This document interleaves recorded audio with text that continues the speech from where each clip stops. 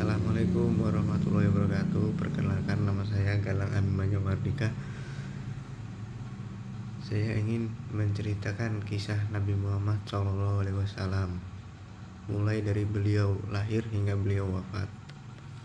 Kisah kelahiran Nabi Muhammad SAW. Nabi Muhammad SAW lahir pada hari Senin 12 Rabiul Awal tahun Gajah atau 570 Masehi di kota Makkah, yang sekarang diperingati sebagai Hari Maulid Nabi Muhammad.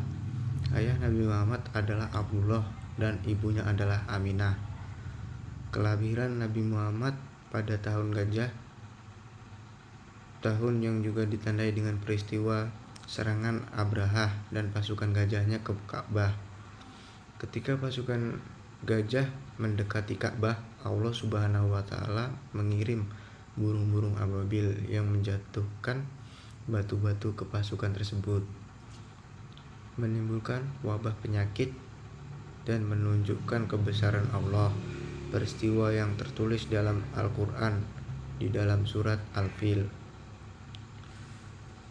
Kisah Nabi Muhammad SAW terlahir sebagai seorang yatim karena ayahnya meninggal sebelum ia lahir. Ibunya meninggal saat Rasulullah berusia 6 tahun. Kemudian Nabi Muhammad diasuh oleh kakeknya yang bernama Abdul Muthalib dan ibu susu Halimah Sa'diyah. Kisah masa kecil hingga remaja Nabi Muhammad. Pada masa kecilnya, Nabi Muhammad hidup bersama kakeknya dan kemudian diasuh oleh ibu susu Halimah Sa'diyah. Ia tumbuh menjadi seorang anak yang cerdas, baik hati, dan tanggap. Meskipun ia tidak bisa mendapatkan kasih sayang ibunya karena tradisi Quraisy yang memerintah anak-anak dikirim ke pedalaman, Nabi tumbuh menjadi anak yang istimewa. Menjelang dewasa hingga pernikahan Nabi Muhammad, pada masa remajanya Nabi Muhammad dijauhkan dari perbuatan tercela yang umumnya merajalela pada saat itu. Setelah melewati masa remajanya, Nabi Muhammad terlibat dalam dunia perdagangan atau bisnis. Ia berdagang dengan seorang wanita kaya bernama Khadijah. Khadijah adalah mitra dagangnya dan kemudian menjadi istrinya. Pernikahan ini menjadi salah satu momen istimewa dalam hidup Nabi Muhammad SAW. Wahyu pertama yang turun. Nabi Muhammad adalah nabi terakhir yang menerima wahyu Allah. Wahyu pertama yang ia terima terjadi saat ia sedang menyendiri di Gua Hira.